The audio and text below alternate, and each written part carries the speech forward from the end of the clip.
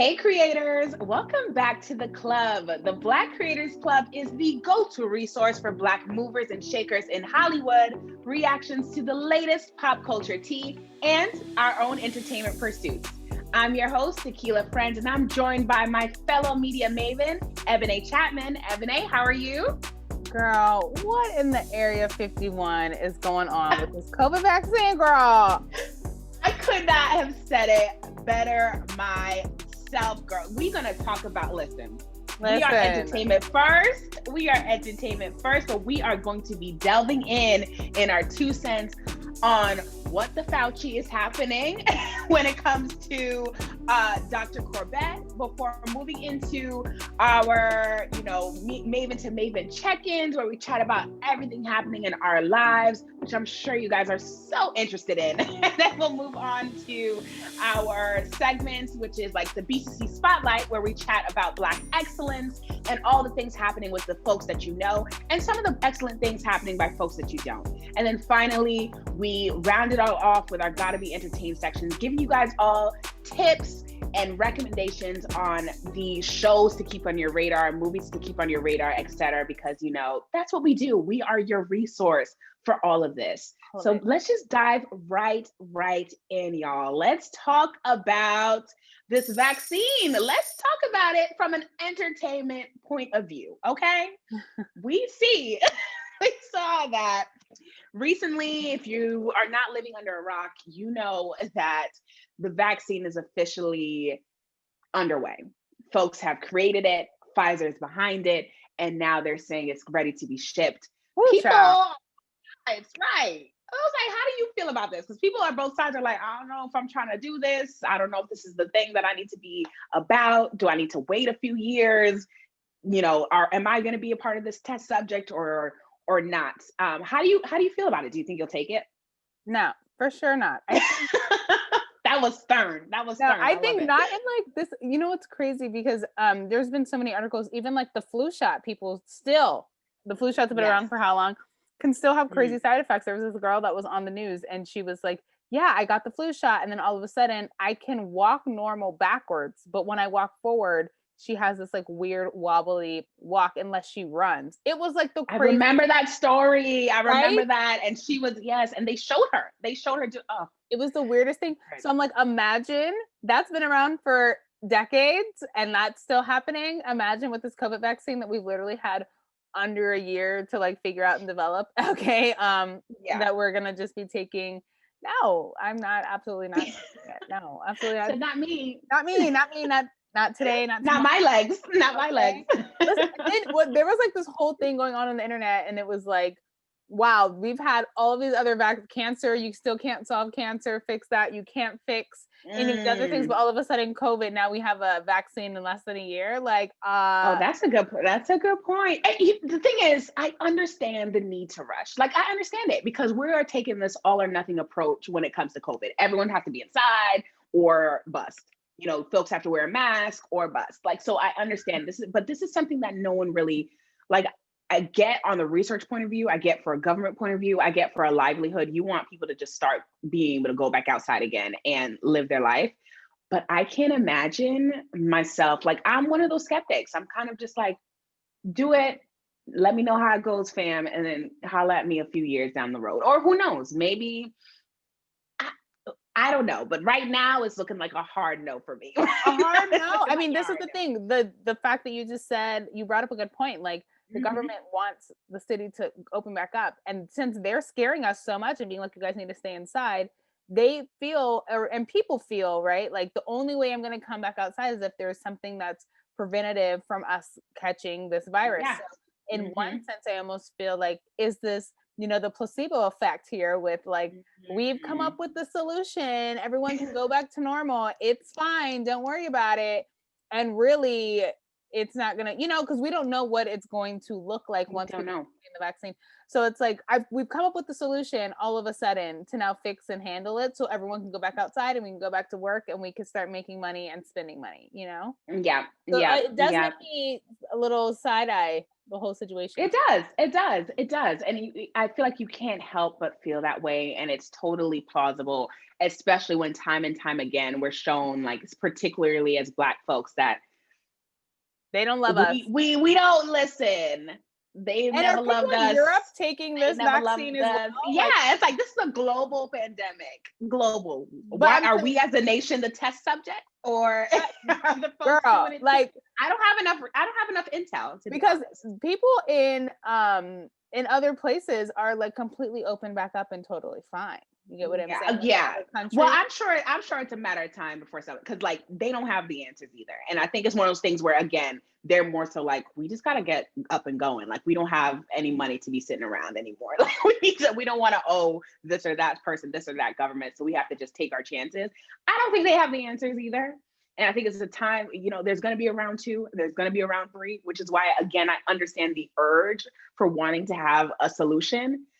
But I mean, regardless though, China is fully back open, girl. And okay, Florida is back open. Atlanta is Florida ain't never closed. Atlanta ain't never closed.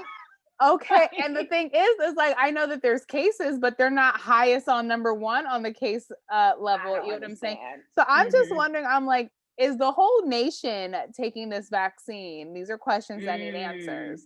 Or is it just the US? Like, are we the only ones really out here struggling as per usual with everything? The low-key third world country, but no one wants to say it. I don't understand. I don't understand. But what's interesting though is because our concerns have trickled on up to the National Institute of Health, to the CDC, to Dr. Fauci, et cetera. And Dr. Fauci earlier last week, I should say, felt it in his heart to share that, hey, listen, I understand you all as African American, and I understand his viewpoint. I'm saying it sarcastically, but I understand, I ride with Fauci. I feel like he's at least somewhat credible. And so he's come on air to share that, hey, you know what, African Americans, there's an African American behind this creation of the vaccine. More, importantly, a Black woman by the name of Dr. Corbett. There's other Black folks on the team, et cetera, but she's kind of been rising to the surface as the person, the scientist, one of the lead scientists behind the creation, the distribution, et cetera, the research with this vaccine from the NIH Vaccine Research Center. And so everyone at first was like, okay, like this is great news. I don't know if I'm still gonna take it, but I love that Black women, particularly a Black scientist, is behind this. Right. Only tell them. Listen, are we ready for the shocker? Allegedly, because it may not have happened, and she may not be the person behind the tweets. Her previous Twitter account that she has since deleted resurfaced the retweets. So meaning things that she's tweeted, other folks agreed with or retweeted or whatever to engage in dialogue have surfaced that really reveals her being anti-Black. She's being an anti-Black person. Let me read some of these tweets out loud so you guys can see it. And some of this, I'm like, was this a scientist? She was a scientist by day, but she was living her whole life after hours. She says in one thing, I hope my kids have white friends, no offense, but most of you N's and NBs have the worst friendship circle. we could probably get real in a second. I don't want to be blocked. Let me read that again, because I feel like you didn't really get what this was saying, right? Right. This is allegedly. Let me say the real thing. This is what she allegedly said. Okay. I hope my kids have white friends, no offense, but most of you niggas and nigga bitches have the worst friendship circle. Let's delve into each tweet before we delve into how we feel about this whole thing as a whole. Right. So hearing this, Ebony, what are your thoughts on this? Do you agree with Beautifully Black? Well, I have to say, first off, whoever, like, the internet and the trolls, the Twitter trolls be on some ish. Like, first off, how the heck they even find this account? Okay. Hello. How they even find, I mean, I know that she like retweeted and like tweeted and quote tweeted some things, and like that stuff doesn't go away even if you deactivate your account. That is understood.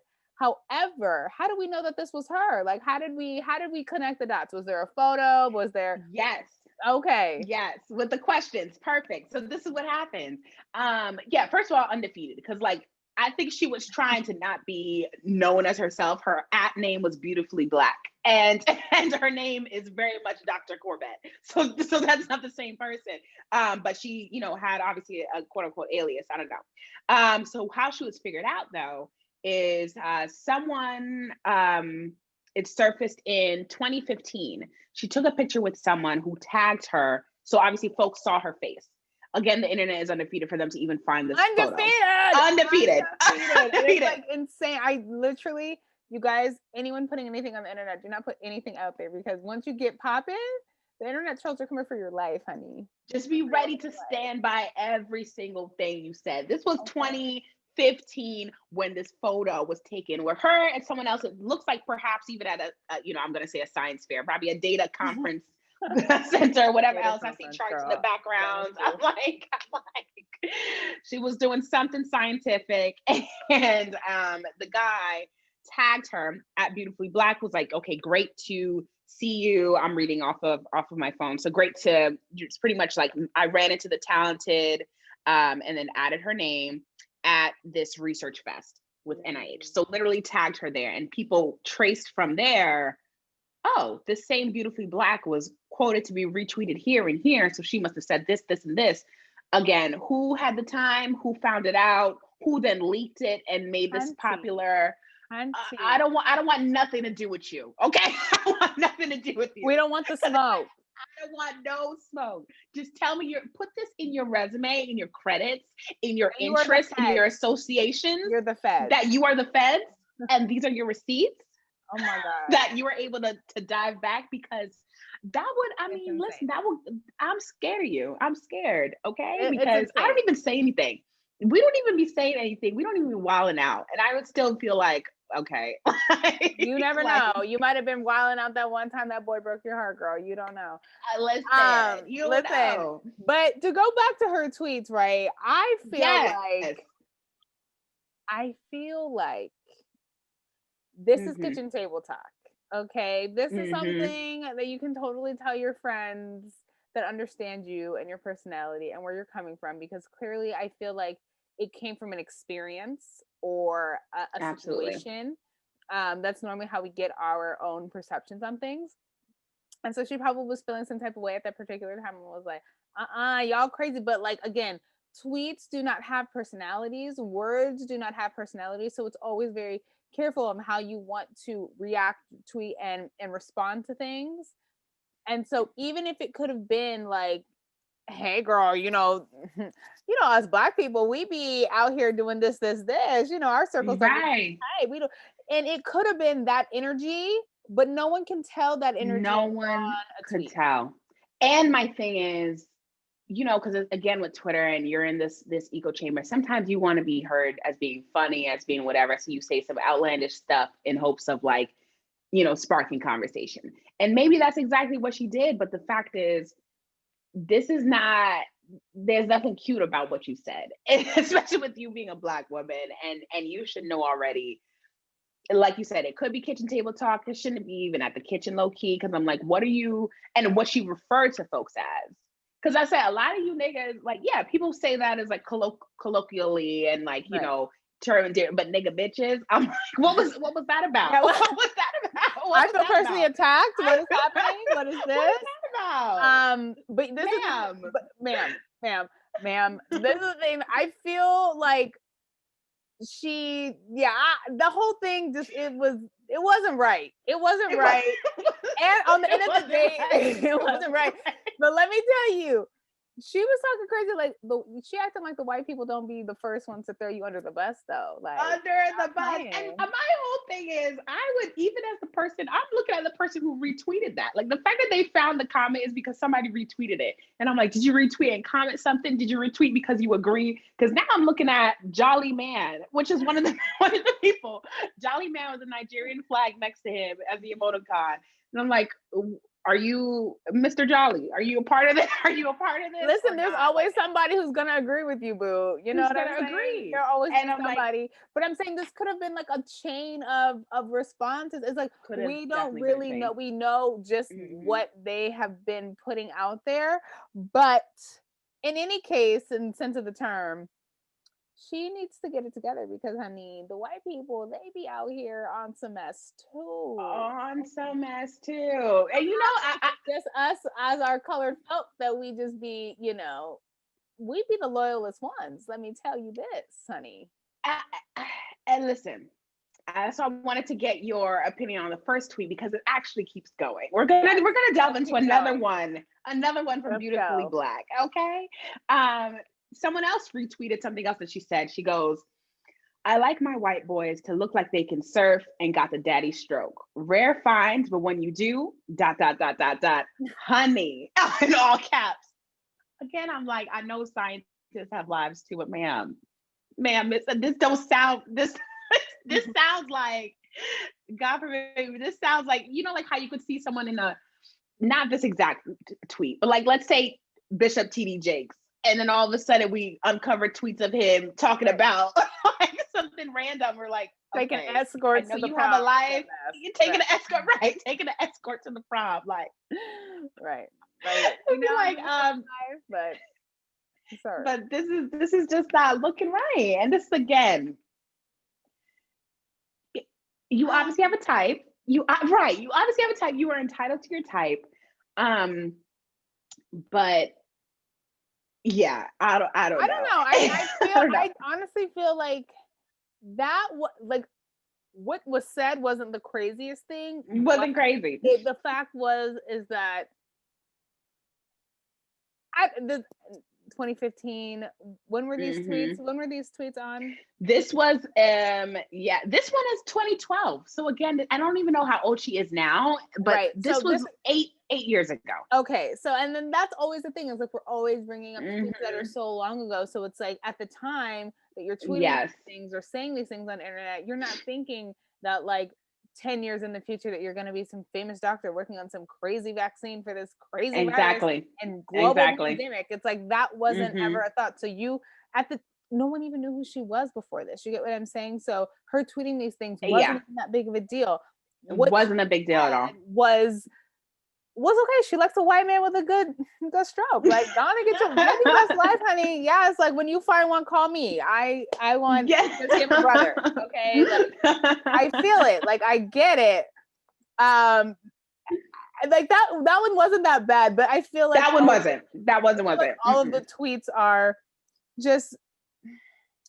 When you're on your own personal Twitter account, it just be, you just be talking reckless. I'm not saying, but this is the difference. And I think, you know, you're thinking again, her profession, everything, she probably never thought she would ever be in the public eye. Even if she created something that's crazily amazing, nobody was going to mention the scientists behind the vaccine. It just so happened because she's a Black woman and because they recognize that Black folks have doubts about this vaccine. Right.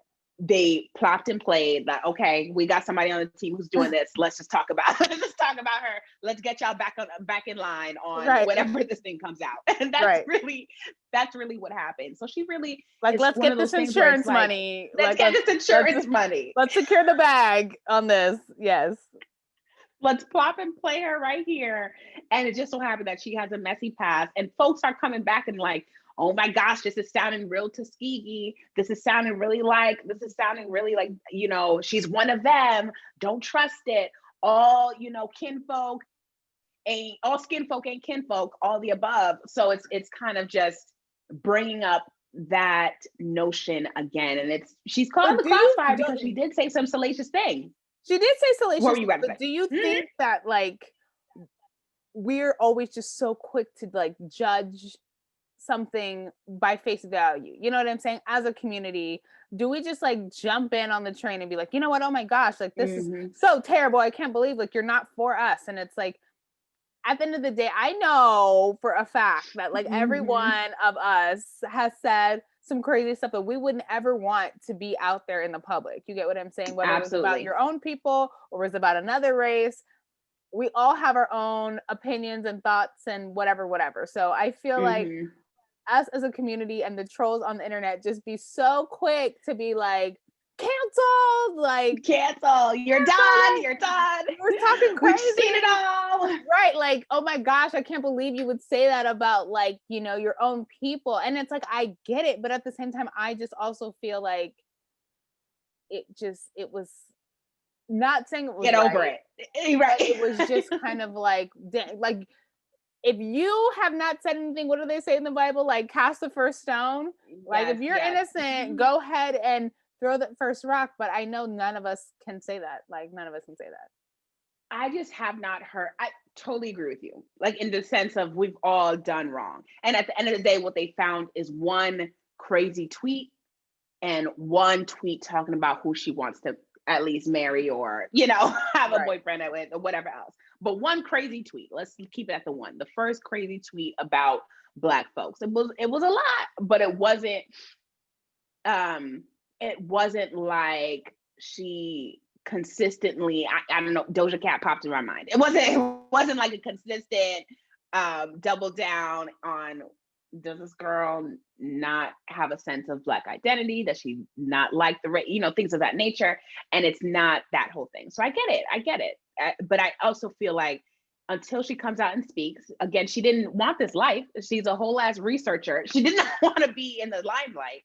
But now that she is, I think, you know, go ahead and get you a publicist real quick, come out with something, say something, because I just want to hear her perspective now. I'm so confused and I want to hear her talk. I want to hear what she had to say.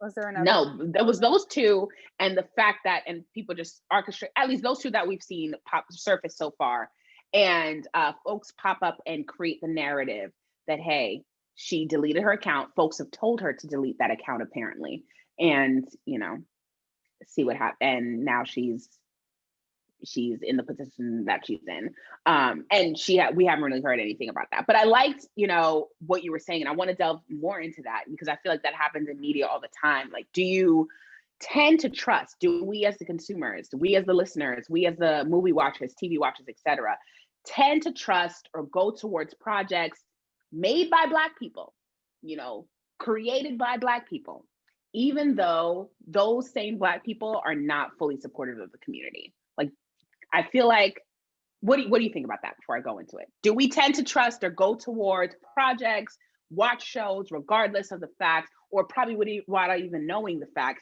that these same Black folks are not kinfolk? They're not really for the community. I would have to say initially, yes. Right? I think we as Black people, we've been oppressed and put down for so long that it's like when we see another Black person succeed or doing great, for the most part, I'm not going to say this is like for everything, but for the most part, we want to support them, see them through, at least give it a moment. At least let's see what it's about. At least I'll go watch the movie. I'll go pay my $10. I will go, you know, post it on social media to be like, this project's happening. I'm excited to watch. I can't wait to see what's happening. However, I do feel like, again, when you come with it, you got to come all the way with it, with the community, because we also will be very quick to cancel you or say something nasty and negative if we also are messing with the project. Which can be great in a sense, because it's like, but at the same time, it can be like how I always want to compare it to, like, you know, like the Emmys or like, you know, even anything on HBO or anything that has a high, like just a brand and yeah, not even the brand, but like all the shows like Succession and like some other like great shows that were like nominated for all the Emmys, that like that Emmy show where it was like, you know, there's always a lot of push, like Mad Men, and like, again, all the leading characters are not Black. You know what I'm saying? There might be one or two sprinkled in there. I'm not sure, but I haven't watched it, right? But again, you got, I know they have somebody in there is Black for sure. But you'll have this huge like push towards these types of shows, right? And then I feel like in the Black community, it just is so different. Like if it's not good, it's not that it just goes under. It's like people are like bashing it. Does that, you know what I mean? Yeah.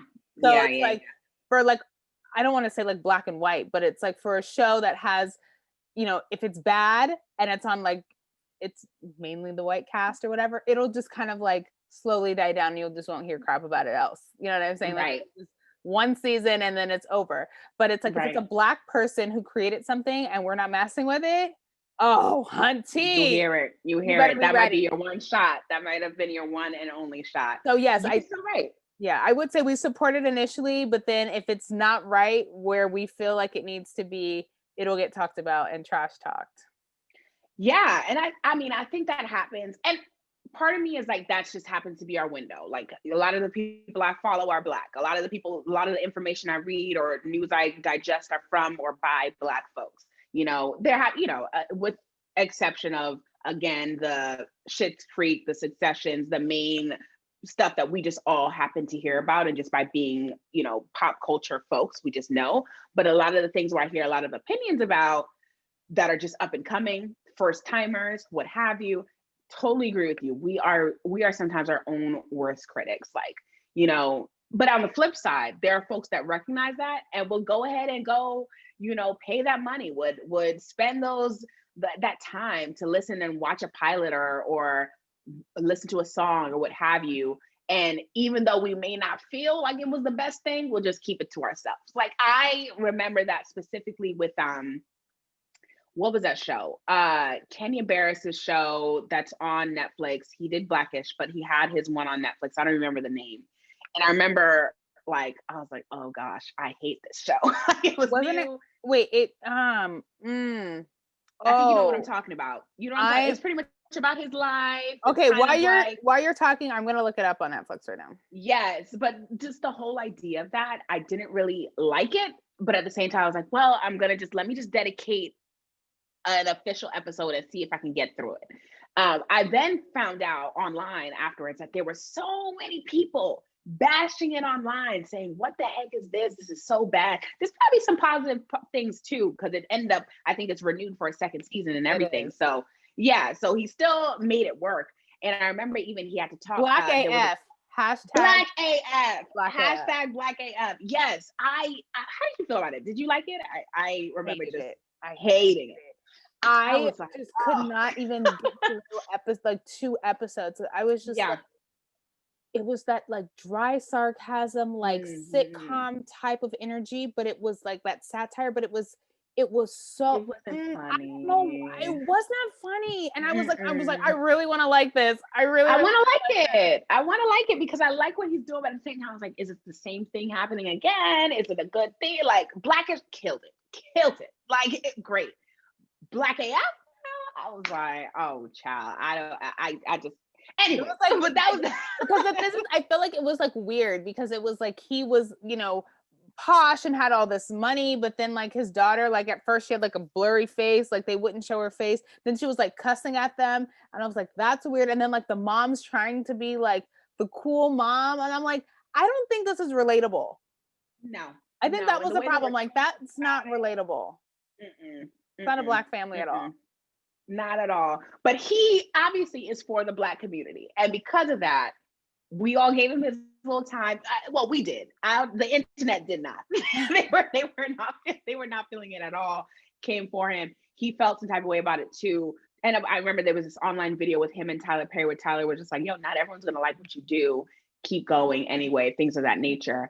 But that's, I mean, he's not an example of skin folk not being kinfolk, but that's an example of us really like what you're saying, going back off of what you're saying in terms of, you know, maybe sometimes we are our own worst critics. Sometimes, yes, you got to know if something is bad and we're going to let you know, but do we need to let you know 10 million times? Like, that's not it. That's not what it is. But on the flip side, we've got Lil Wayne. We've got Lil Wayne that's come out and open Trump supporter. Like folks have said, he's never said it, at least to my knowledge. He's never said that he is, you know, he doesn't really align with Blackness or Black issues, to my knowledge. But other folks have insinuated that, and I don't think he's denied it ever. I think there was like an interview that Lil Wayne did, and he kind of was like, someone asked him about, now do not quote me because I don't remember the exact question, but the interview, they basically asked him something about like the Black community, like, do you think that you're either like representing or like how do you feel about it, or something about to the nature of like supporting the Black community. And he kind of was like, his answer was basically like, well, like, I'm American, or I'm Lil Wayne. That's who I am. I'm not, for the Black people, I'm just Lil Wayne type mess. And that's the problem, because it's kind of like, yes, of course, like, be you. We should not, it's a burden for us to sometimes always have to carry our Black skin and feel like that is, I mean, I love it, but it is also a burden in the sense of like, we've got to carry the issues of the community, et cetera, especially when you're in this prominent position.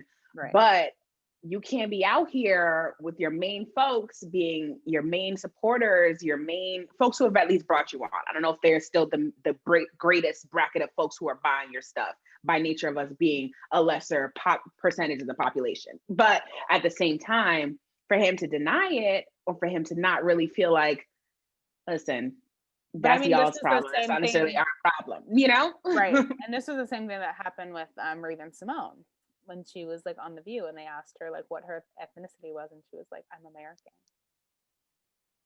Do you remember? Bring it back. Bring it back. What? You didn't see that? I did not know that. Yes. I did not know that. Yeah, that was all over the internet, and everyone was giving her such crap about it, because they were like, so you're just going to ignore the fact that you're Black? Like, you're not going to say that you're African American? Like, ma'am, you were on the Cosby Show. Like, yes, now it's got this. You had that so like, Raven with an entire right. Black family. Like, come on.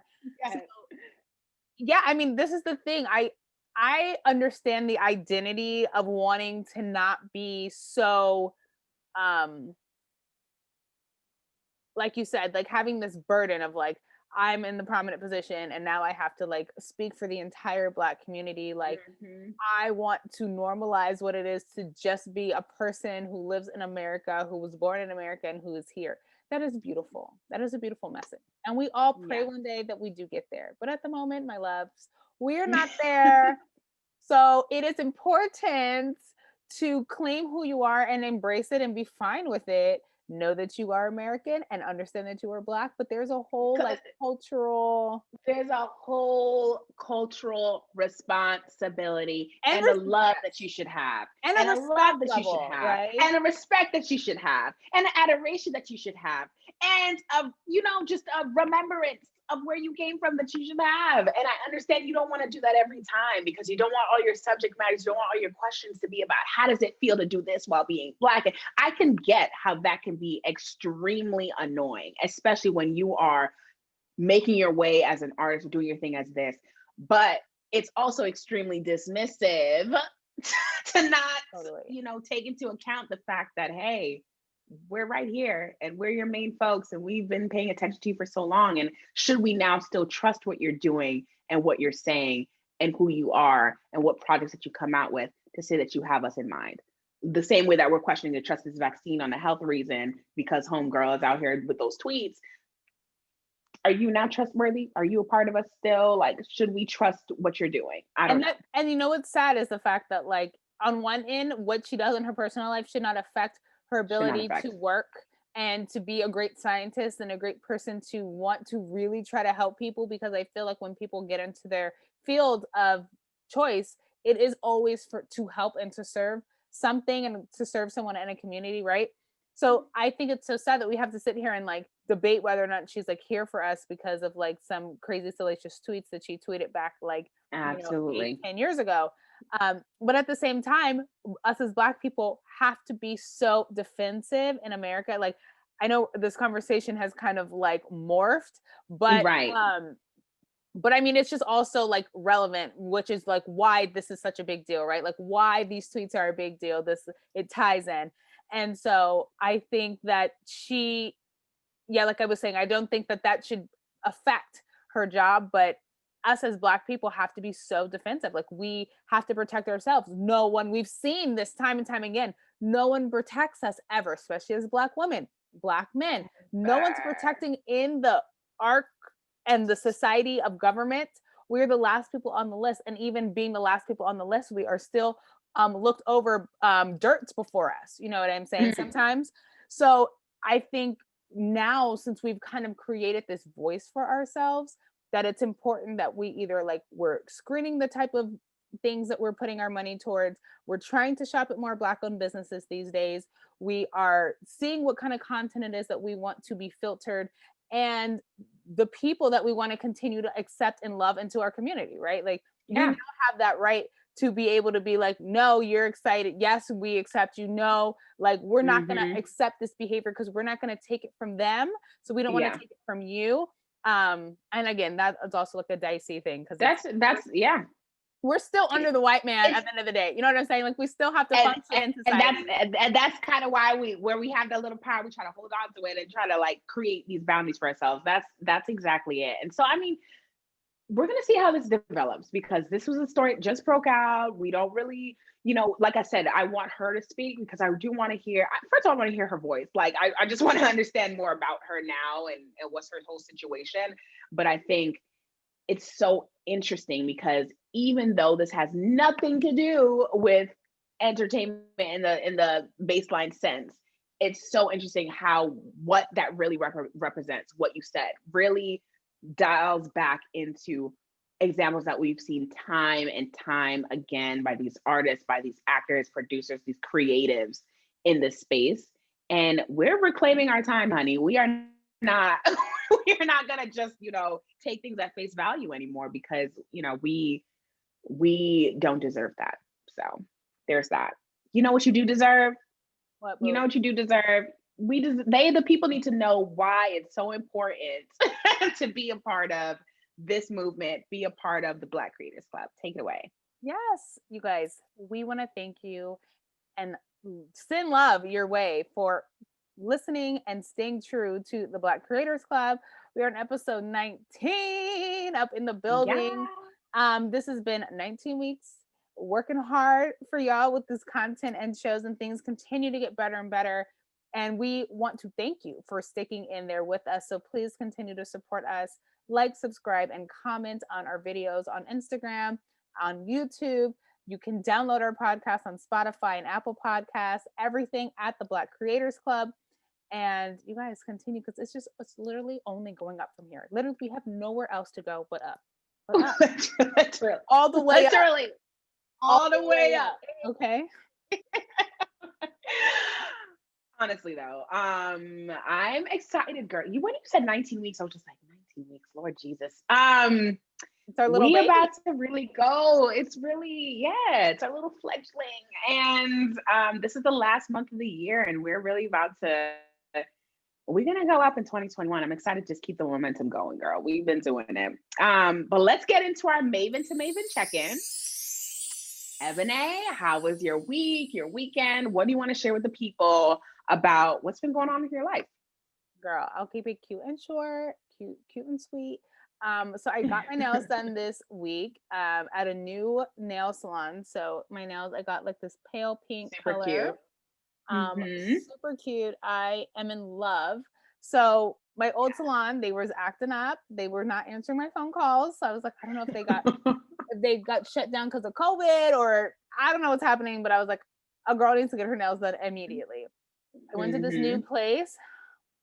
Yo, you snooze, you lose, because I'm in love with this new place. Like, they did such a good job. I never think my nails are naturally long and beautiful. I never think that they look fake, because I'm like, oh, I can tell all the irregularities in my nails. So I'm like, okay, like, but the way she did them at this new place, girl, I was like, whose nails are these? Like, what's happening? I cannot stop staring. I mean, they are just gorgeous. Like, I love love. I'm in love. The other thing that I did this weekend is I went to Big Bear with one of my friends, Asia, for her birthday. And so that was so fun. We're honestly only there for like a day and a half. Got there like late Friday night and like left on Sunday, which those like weekend trips are always difficult. You gotta like either leave early in the morning on a Friday, or like go Thursday night, so you have a full 2 days at least. It's never enough time to get everything you want done, and then we always, with the girls, it's always an over shopping of the thing, right? You do breakfast and you go grocery shopping and you buy like 40 of everything when there's only like 8 people in the house. Like, we're cooking a whole buffet, but we're not eating like big linebackers. You get what I'm saying? No. So leftovers for days, pretty much. For days. Pizza. I mean, literally the food list was ridiculous. But it was honestly so much fun. And like we were able to get in the hot tub. We literally stayed in the hot tub for like hours, like just talking and hanging out and drinking and just having a really good time under the stars because the hot tub was on the balcony outside. So we could see the stars and the beautiful tree and like just taking the scenery. Cute. So it was just really a good time. I'm really happy I went. Got to meet some new girls, you know, which is always nice to make a couple new friends here and there. That's so fun. I have to add Big Bear to my list, so I need to get your full itinerary, what you did, what happened, everything. Like that was great. I know. I'm glad that worked out. I know you were talking about like this trip for a minute, so it's like it's fun when it's like finally here and it's like, okay, well, let's have fun. Like this, we're going. It's happening. Everything. How about you, Boo? Yes, my week has been pretty chill. I'll keep it short too. I didn't really do too much this past week. It's like literally you go home, at least for me. When I go back home, I like revert back to just like chill. Everything's done for me. Girl, I don't have to do anything myself. I'm trying to act like things aren't open out there, okay? Yeah. California, we're over here on a full lockdown. Nothing is open. Like I'm looking at the news like, oh, child, like, oh, God. I mean, we really in the house over here. Y'all in the house board. Okay. Right. Like, but that's really what it should be. I honestly have been that way too. Like I've been inside this whole week. The biggest thing was this past weekend, a big excursion to Home Goods. Like literally that was the thing. That was the highlight. Yeah, it was the highlight. Mommy did a few new things, and I was like, "Oh yes, let's go to Home Goods. I'll drive. Like, no problem." I love that store. Like, I'll keep it a complete bug. I love that place. It's so fun. Find little cute things for the home, for the house every now and then. Feel like I'm like elevating in life when I find this cute candle that goes with this cute rug and whatever else. Don't buy any of it, but I still like to imagine. Right. Imagine your house. Yes. Imagine the interior design, like literally all the above. So that was You're great. Really good on the interior design, though. Like coming in. Yes. I'm like, it's so cute. You have great vision. Yeah. Thank you. I'm gonna need your help when I get. Yes. Absolutely. I got you. I love that stuff. So literally, that's what I did. That was the highlight. Besides that, honestly, I've been running. So I've been going outside, doing my runs every day. Girl. I was like, one thing I'm not going to do is start this next year feeling like, oh, shoot, now it's time to join the gym. Now it's time to do this, or the version of the gym that you can in this pandemic. But yes, I've been running, been working out, been eating, been chilling, Home Goods it up. And yeah, that was my week. It's been very, and driving. Driving, child. You know how I feel about you in the driving. and driving amongst my people. Okay? Driving amongst my people. Nope. I'm so glad that you and Mama Friend made it home safely. The way you drive, girl. I'd be having to pray the Holy Spirit, Lord have mercy. Man, I be praying for y'all, and I'm like, something about this driving is not working out. I do need to get officially a California license. When I do that, then I'll probably change to the California way. Right now, I'm still like skirt in and out of them lanes, honey. What's happening? It's the East Coast for me, okay? East Coast drivers for me. It's too much. I can't handle it. It's too much. My mom be driving the same way. My mom literally like hung beep beep on your behind, like you're not driving fast enough. And it's so funny because here folks would consider me the slow, like really cautious driver. So it's hilarious to compare it to like not at all. Girl. She'd be parking, not even in a parking spot. She'd be like, I'll be right back. I just need to get in here and do something. It's not even a parking spot. It's a whole driveway. She's just parking in front of the driveway. Like they not gonna come out in these 5 minutes. Okay, let me just run in and get this done, and then we can go about our business. All right. By the time I circle around the block, cutting people off to get parking spots, Jesus, it's all just. That was really an adventure. Akila, that man was not cut off. Okay, I want y'all to vote on this. If somebody goes, we're about to park in the spot, right? how do you go into a spot? Are you waiting for the spot from behind or from the front? I'm reversing in to this spot. You know what I mean? So if I drive up to then reverse in, that doesn't mean I'm driving away. I drove up so I can put that reverse light on and signal that I'm reversing back. You can't slide in from the back and say it's okay. You know, I didn't see you, sir. It didn't happen. Next subject. So that's how I reverse it. That's all I'm saying. I think that's the correct way. That's what I learned in driver's school. Oh, Jesus. Ooh, let's talk about some Black excellence. Let's see the BCC Spotlight. Black on black, my thoughts so black on black, my skin is so black, I'm rocking that black on black is black. Yes. Okay.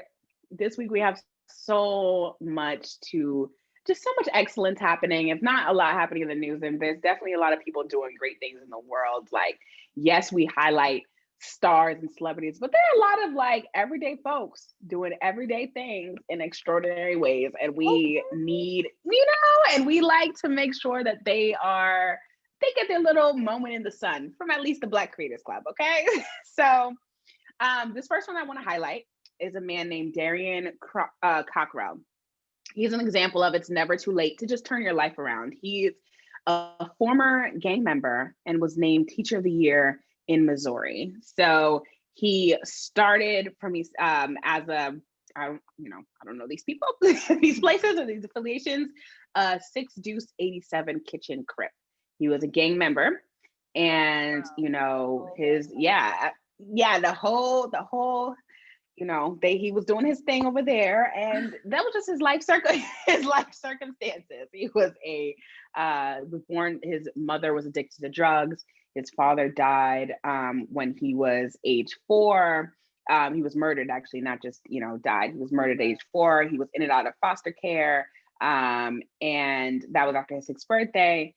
And after, his teachers at his school really motivated him to improve his life, he turned around and became a teacher himself. And so that's great. Like, I'm just, so it's great. Like, he was able to turn his life around despite his circumstances, and to be named Teacher of the Year in his, hometown of Missouri. Great. So go ahead, Darrion. So that's, yes. I really like to hear, like, I love the fact that, people always, it is such a struggle, especially coming out of prison and being in a gang, and to find light into becoming a teacher. There's so many other things that you can teach your students when you've really been through life struggles and life trials and tribulations in such a major way. Because I feel like there are a lot of things that can hold you back, but being in prison and being a gang member, I feel like are almost top tier of like what could hold you back into getting a job, especially a government job, right? So I give him 100% kudos. I think that's amazing. And congratulations, honey. Go ahead and make the world a better place. Yes. You know who else is doing their thing? Who else, Blue Ivy. Little Miss Blue Ivy Carter. We talk about her consistently, but I think, because she's always in the news. She's always popping. So stay in the news, hunty. Listen. There it is. At age 8, we talked about the Grammys last week. If you hadn't seen it yet, go ahead and check that episode out. But Blue Ivy was nominated actually for her first Grammy. We didn't mention that before. So she's in for Best Music Video category. She's one of the folks nominated for Brown Skin Girl. So shout out to her. She's nominated for her first Grammy. This Grammy Awards happening in January, and at age 8. So that is excellent right there. You know who else? Yes. 2 more quick excellent shout outs that we want to do. The first one to Meek Mill.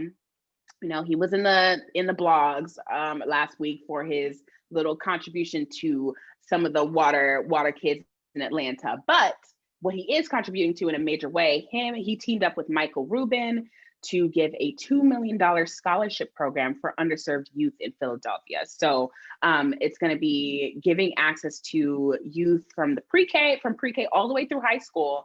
In the 2020 to 2021 school year, about 1,000 students will receive some portion of this $2 million scholarship to just help them in this new year and just getting their stuff right and not having one less thing to worry about during these times. So shout out to Meek, always giving back to his community. We love that. And I love to see it. Always. And I'm happy to see this is like a great example of like giving back and like $2 million, honestly, however their installments are, it's really nothing to me. You know what I'm saying? Mm-hmm. And so to be able to give such a substantial amount of money to people where that money actually, I mean, will do so much for them. I mean, to be able to get a nice backpack and some pencils and some pens and books for your classes. Yep. I mean, books are expensive. And everything. The school is expensive. Even if you're going to free, public school, like these parents have to really, it's hard. It's hard. I can only imagine. The money is somewhere. You know what I'm saying? If it's not at the school, like paying for private school, it's like you're doing public, but you're also having to pay for books, and then your kid's gonna want the clothes, they're gonna want the whatever. So it's like you're still spending money no matter where you look at it. Absolutely. And lastly but not least, Tyler Perry, he donated $100,000 to Kenneth Walker's defense fund. If you don't remember who Kenneth Walker is, he is the boyfriend or was the boyfriend of the late Breonna Taylor. And the reason now he needs a defense fund is because the officers, one of the officers is suing him for trauma. Not the trauma. Cut it out. Not the trauma. Cut it out. Sit down. Have several seats. All the seats. Just back away from this. You've caused it.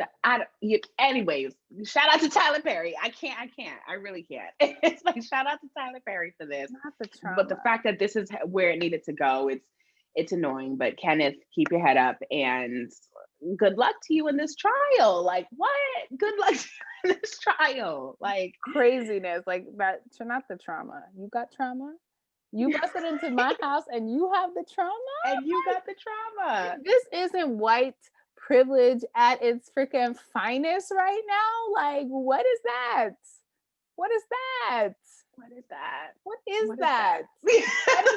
I don't have any other questions, but like, what is that? Because that is just the craziest thing. And I know obviously we're not talking about that. We're talking about Tyler Perry, which thank you, Tyler, for being another pillar in the community. And being there to support in any way that you possibly can. Like I love Tyler Perry in the way that he does his philanthropy. Amazing. Another one thing I want to highlight real quick. Is I want to highlight Eclipse Duo or Distro. My bad, Eclipse Distro. They are a DIY music publication. Okay, so you can upload your music, Apple, Spotify, and to any other streaming service with one click of a button, my darlings. One little click.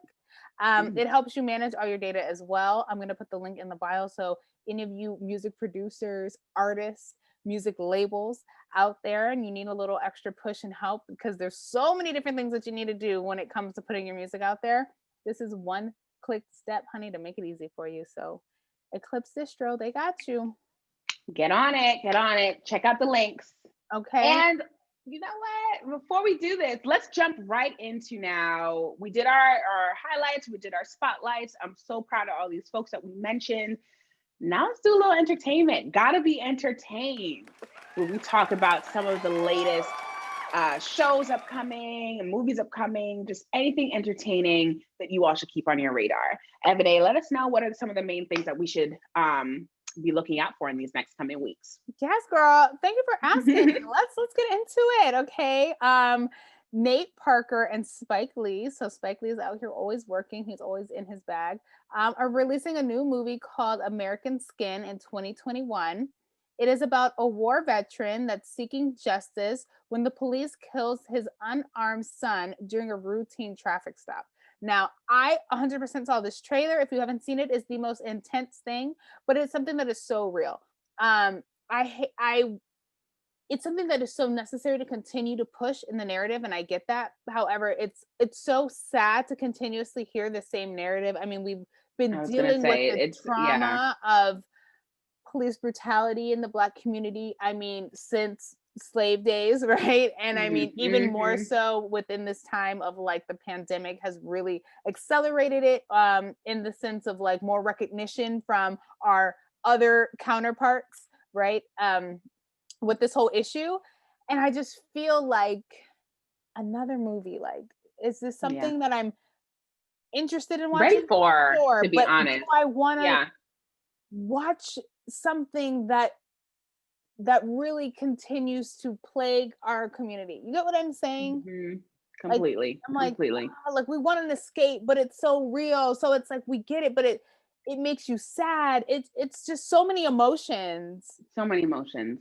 It just makes it's starting for me. It's not as drastic. Completely different type of trauma, completely different historical event. But like, you know, when you keep listening to or watching or knowing of a lot of these slave movies or Journey to Freedom, civil rights type movies, it's kind of like, I love that now this is, you know, becoming a part of the narrative in the sense that we need to know and folks need to know, like, this is something that's truly recurring. And yes, it doesn't have to be as drastic of, oh, we're having separate water fountains or, oh, we're enslaved, but this is still a problem. But again, it's like what you're saying. It's like, man, another movie about this. And I know Nate Parker, Spike Lee, that's the killer duo. They're going to make this work. But I don't know if I'm ready. I don't know if I'm ready yet. Maybe by the time this comes out, it'll be a different feeling. But right now I'm feeling like, oh my gosh, like this is tearing off the Band-Aid, reopening the wound before it really had a chance to heal, you know? Totally. And the thing is I feel like the narrative is important.